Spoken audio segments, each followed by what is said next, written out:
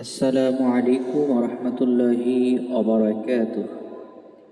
সম্মানিত সুধী, প্রিয় বন্ধুবর্গ, আহবাব এবং শুভাকাঙ্ক্ষীবৃন্দ, আপনাদের সকলের অবগতির জন্য জানানো যাইতেছে যে অত্র হাফেজ আব্দুল আউয়াল রহমাতুল্লাহ হাফেজিয়া কওমি মহিলা মাদ্রাসার উদ্যোগে আয়োজিত বার্ষিক ইফতার, আলোচনা সভা ও দোয়া মাহফিল আগামী 28শে রমাদান 29 মার্চ রোজ শনিবার মাদ্রাসা প্রাঙ্গণে অনুষ্ঠিত হবে।